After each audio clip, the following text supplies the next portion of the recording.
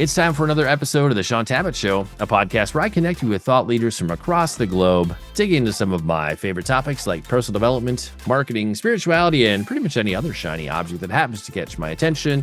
Today, my special guest is Dave Hayes, and we're going to be discussing his brand new book, Emergency Preparedness and Off-Grid Communication. Dave, it's always an honor to speak with you, my friend. Welcome back to the show.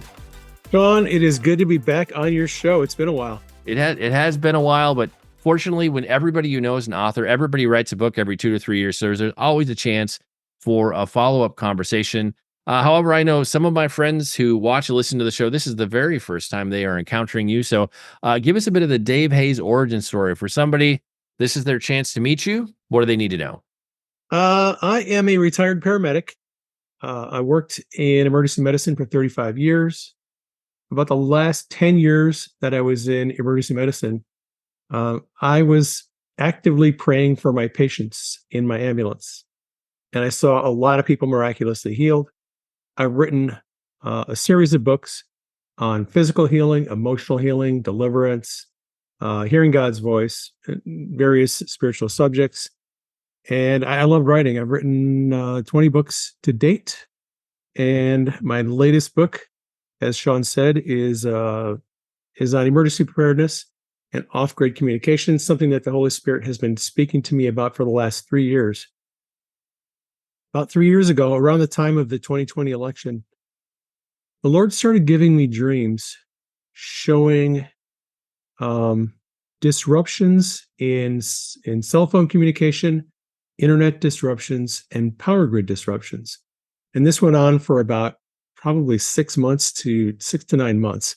Had a lot of dreams on those themes. And then in 2021, the dreams turned to amateur radio.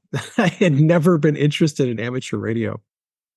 And for about a year, the Holy Spirit just kept giving me dream after dream about amateur radio. And then in 2022, the dreams transitioned to mesh networking and other related radio subjects. And then it just kept going. I kept having dreams about, internet disruptions, cell phone disruptions, power grids. I've had a couple of dreams suggesting the possibility of nuclear war. So earlier this year, a friend suggested that I should write a book on emergency preparedness and off-grid communication. And after studying this, I've been studying emergency preparedness for a long time. One of my very first jobs when I moved to the state of Washington back in 1994, I got pretty heavily involved in community preparedness because I lived in Washington State, a lot of earthquakes in that area. And so I was learning about and teaching emergency preparedness, and I've always been interested in it. And then late in the last couple of years, I've gotten very interested in off-grid communication. So I brought those two subjects together in this latest book. And it's a fascinating field of study, and one that a lot of people are feeling that there's some urgency on that subject right now.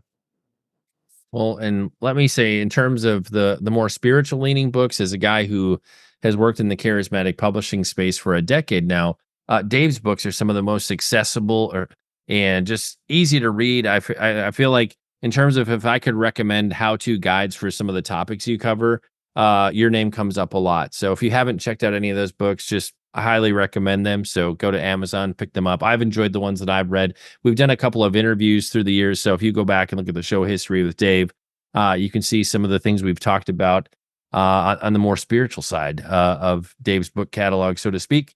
In terms of we're going to get into some of the content from the book, but as you look to the landscape, so to speak, of what's ahead, politically, it's crazy. We're just in weird times, to say the least. The things that keep you up at night, like, are there any threats, issues, like things that we should just be watching for on the world stage that should give us an urgency to step into being prepared for an emergency? Like, I feel like it's one thing you get the book and, do you take the time to read it? But from your perspective, how imminent is things on the horizon, and why should we really take this topic seriously?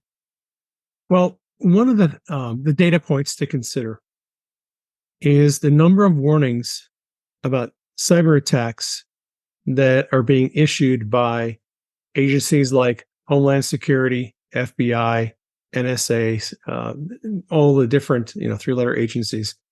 They're continually putting out these warnings about cyber attacks on our critical infrastructure, on power grids, on water systems, and they keep issuing these government agencies keep issuing these warnings. If you're not paying attention, there should be a little bit of a red flag going on. Like, okay, why is the government continually warning about these? The threat of cyber attacks. There's a sheriff from Ohio who attended a meeting it was a briefing, intelligence briefing, with all the different sheriff's departments from around the country. And it was hosted by the FBI, NSA, CIA, Homeland Security. They presented information to the sheriff's departments and addressed the different threats that they perceive that right now that they're aware of, that they want local law enforcement agencies to be aware of. And one of the things that came up, it's a kind of a big issue, is drones, the possibility of drone warfare.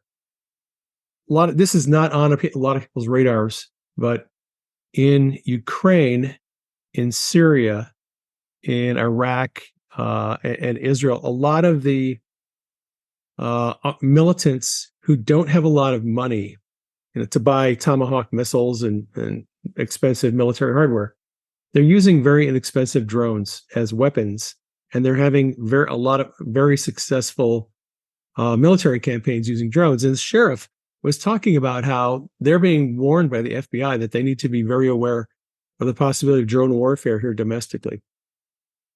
He also said that he has personally experienced cyber attacks where their dispatch centers went offline and they had to go to paper note taking because their computers went offline, everything went offline. So some of my concerns are based on information we're getting from our intelligence agencies, and they are concerned about foreign nations like North Korea and Iran and China and Russia hacking our critical infrastructure, taking down power grids, taking down water supplies.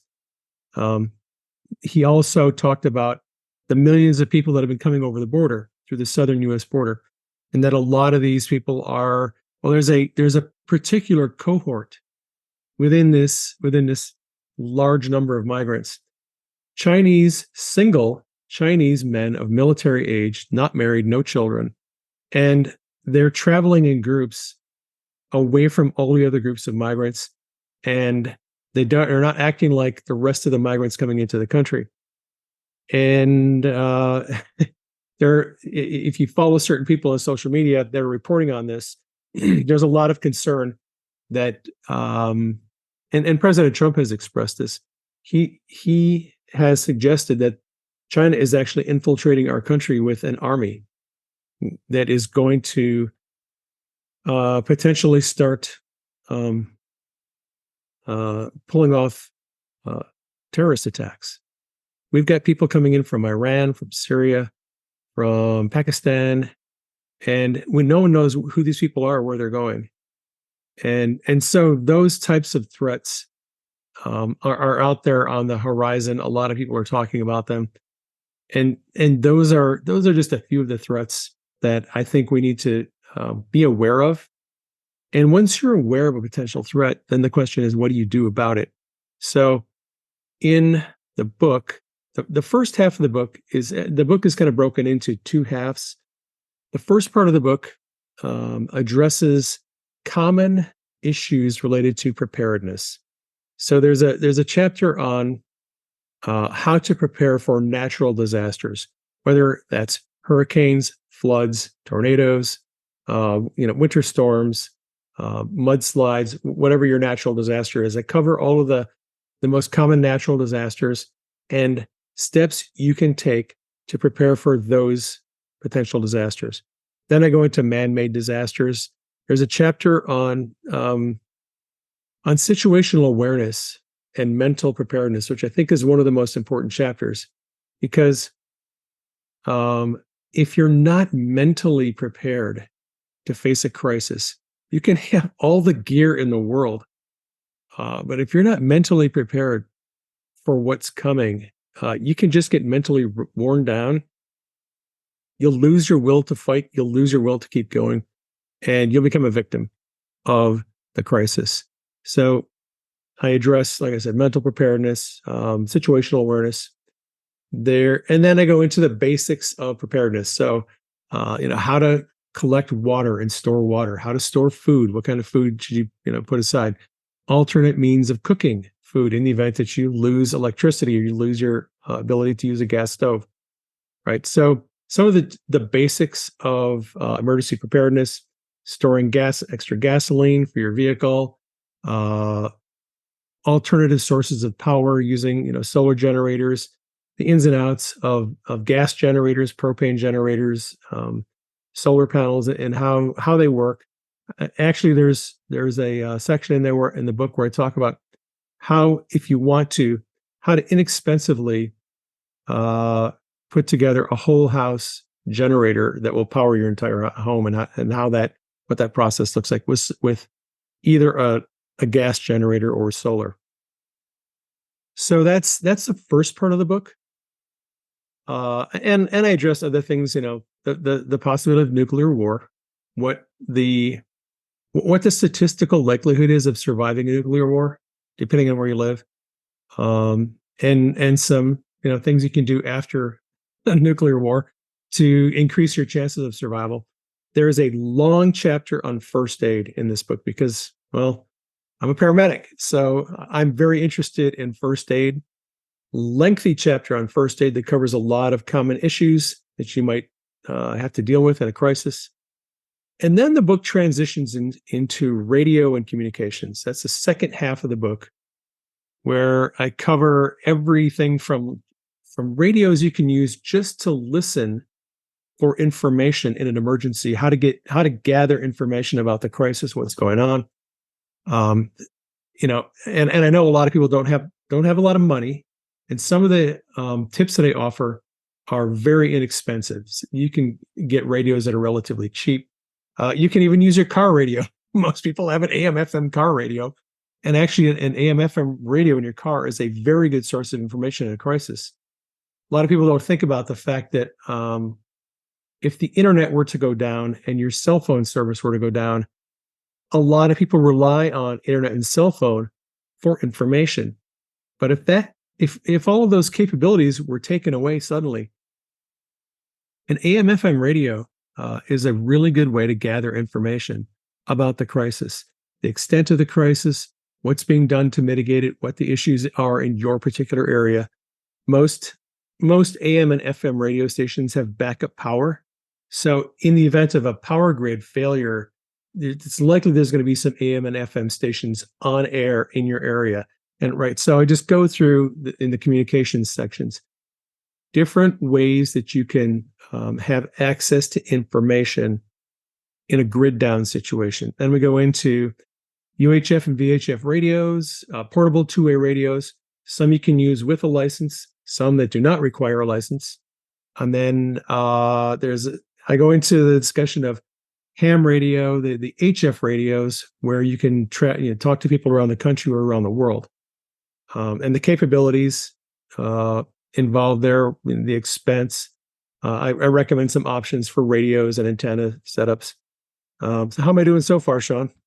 Well, that was a great overview, man. You covered a lot of the good topics. You're the kind of guest where I could ask you one question and you could go on for a half hour with useful information. You do have a chapter talking about when the rule of law goes out the window, and I just want to encourage people watching and listening to this. Think back, during some of the riots we've seen in the past couple of years. What happens when the laws are not being enforced? People ransacking stores, or partly during natural disasters or other odd situations we've seen in the country the last few years, when people started to run out of food. Like, what happened? And so I would love for you to go a little bit into that chapter in terms of when there is no law, what do we do? How do we face that?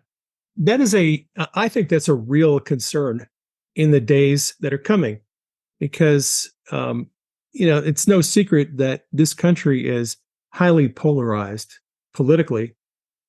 I would argue that there's also a high degree of polarization on the spiritual, religious side, and that's becoming more prevalent with the war that's going on in Gaza, right? So you've got some people who are supporting Palestine, some people who are supporting Israel. That's becoming an issue. There's a lot of protesters out there who are, particularly pro-Hamas protesters, who are causing all kinds of civil unrest.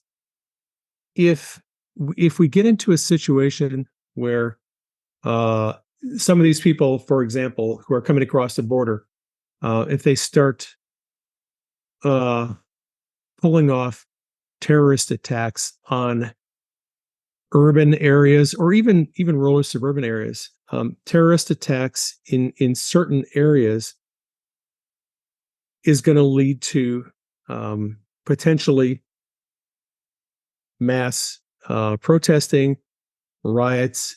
If there's a takedown of the internet, here's just one one scary example. If for some reason the internet went down, whether that's terrorist attack or an EMP strike, the internet goes down. One of the things that happens immediately afterward is the online banking system is immediately halted. People are not going to be doing electronic transfers, withdrawals, and transfers and payment of through their banking system by the internet. That's going to create a huge problem. Instantly, debit and credit cards no longer work. ATMs no longer work.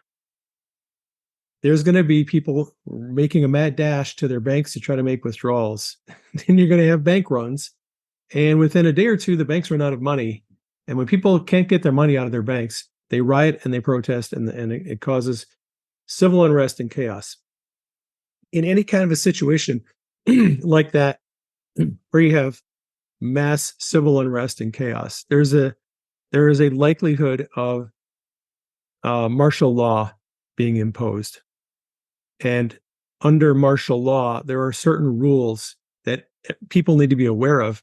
If you're not aware of these rules, you can be arrested. So people hear the word martial law, but they don't understand what it means. When martial law is declared in your area, it has to be declared usually by either the governor of your state or the president. When martial law is declared, civilian law is suspended. Civilian courts are suspended. Some courts may stay open, but in general, the military is responsible for administration of the law, and the Constitution is suspended. Under martial law, you do not have a right to freedom of assembly, freedom of speech, freedom to protest. You do not have a right to carry a weapon. You do not have a right to a speedy trial by a jury of your peers. All of those constitutional rights are suspended under martial law.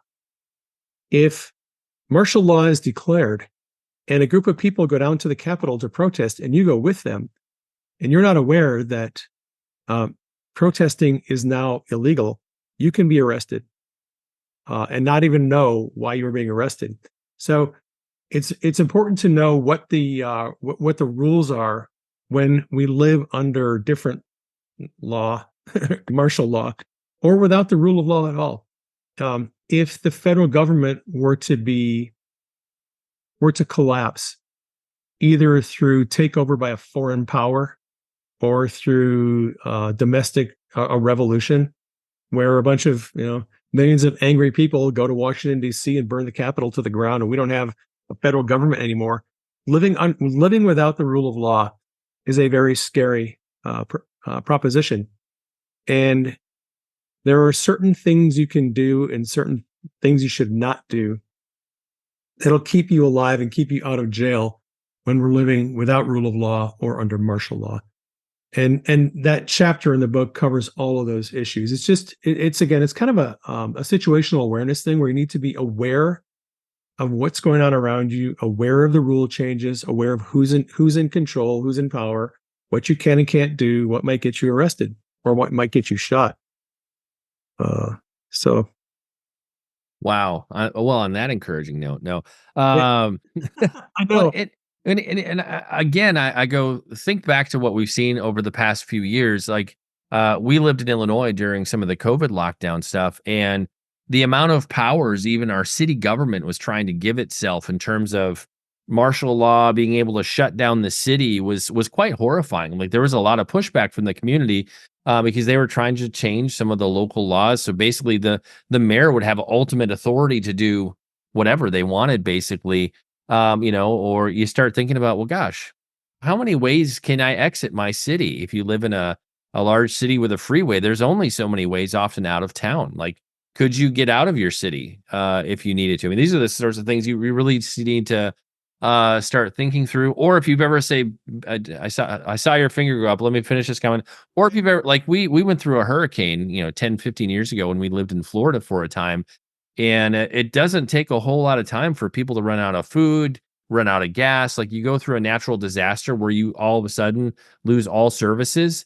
Try functioning and living with that for even 3 or 4 days, let alone weeks or months. That gives you a real good taste of some of the challenges you're going to be facing in terms of what you should be prepared for. Most people aren't ready to go without basic services for more than 2 or 3 days, let alone months or years. Yeah. I wanted to just quickly add something onto what you said about would you be able to get out of your city if your neighborhood or your city was under just massive attack? It wasn't safe, whether it was from a foreign invading force or domestically. Here's a question you should ask yourself: if the internet and cell phone service is offline, and you don't have GPS, would you be able to navigate to a safe location without using a mapping or a navigation aid? Most people under the age of 35 haven't really had to function without internet and GPS and their cell phones. And most of them would not be able to find an address on the other side of town because they don't know how to read maps. They don't know how to use a compass, can't read a map, and don't know how to navigate without GPS. In my book, I have an entire chapter that explains how to navigate without GPS, how to read a compass, how to read a map, how to find directions in a city, how to look at the 100 blocks of the numbering system in most cities, and how to navigate from city to city. Something to think about. And I would highly recommend, if you don't have one, get a map of your local area and get a compass and know how to use them. Well, there's so many places we could go in terms of landing the interview, but I think the place I'll go is just a little more commentary related to the internet. We've mentioned the catastrophic event of the internet going down, but in terms of like how unstable our internet is in terms of single points of failure, how a lot of people have no clue about how networks actually work. Would it really be that hard to take out a significant part of internet communications? It would be easy.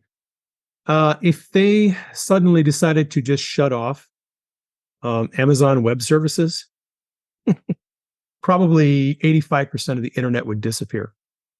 There are so many websites that are hosted on Amazon Web Services that a major chunk of the internet would be gone just by taking out Amazon Web Services.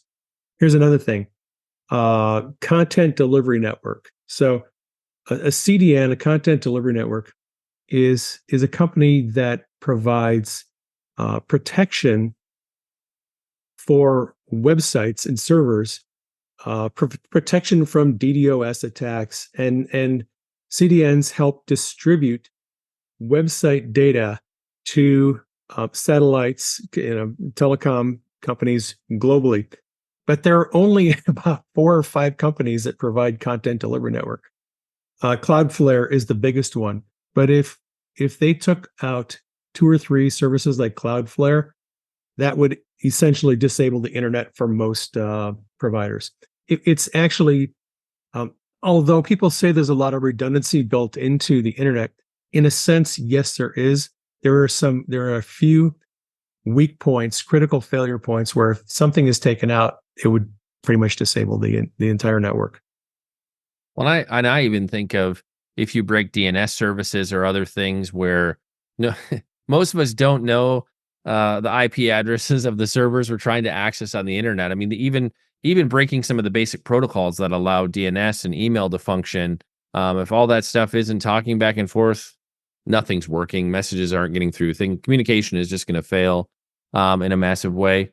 And there is a 1930s era regulation that the FCC put out during World War II that gives the president total control of all domestic communications in a national emergency.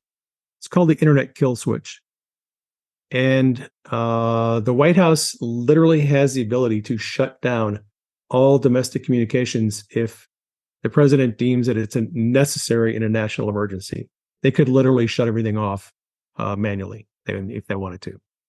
So, not saying they will, but they could. They could. More somber information. Sorry, this wasn't a unicorn and butterflies episode, but you got to be aware. You got to start thinking about being prepared. I think with what we're facing locally here in the States and across the world, we are in unsure times. I mean, I feel like anything could happen just based on the way things seem to be going.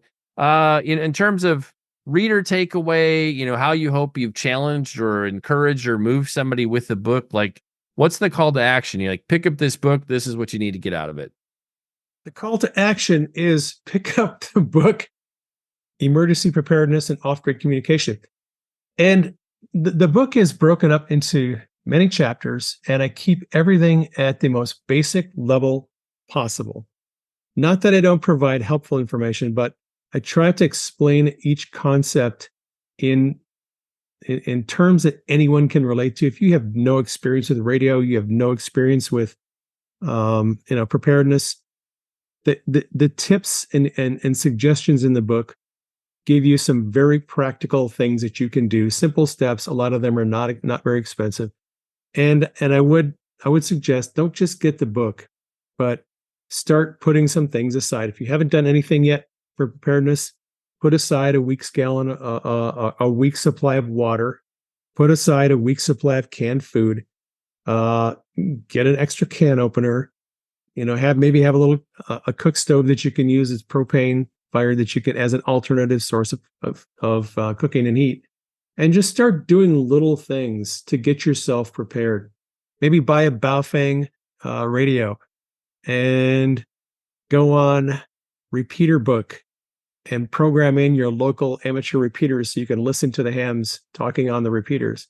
Little things like that, practical things to kind of get you going in the right direction in the event that something happens. And Dave, in terms of picking up the book, finding out more about you, all the things, where should we go on the web? On the web, my main website is prayingmedic.com. All of my books, articles, videos, podcasts, it's all on prayingmedic.com. The book, Emergency Preparedness and Off-Grid Communication, is available on Amazon in Kindle and paperback. And if you don't like Amazon, it's also available on Barnes & Noble. And if you are an Apple book or a Nook or Kobo person, it's also available on almost all the ebook outlets. And we'll make it easy like we do with every episode. We'll have links in the description and the show notes to any websites that we've mentioned, as well as where you can pick up your very own copy of this new book. It's time to bring this episode of the Shaun Tabatt Show to a close. Many thanks for being a part of my conversation with Dave Hayes. Once again, our book today was Emergency Preparedness and Off-Grid Communication. And Dave, I want to say thank you so much for sharing with us today. It's always an honor and a pleasure to have you back in the show. Thanks, Shaun. Looking forward to our next episode.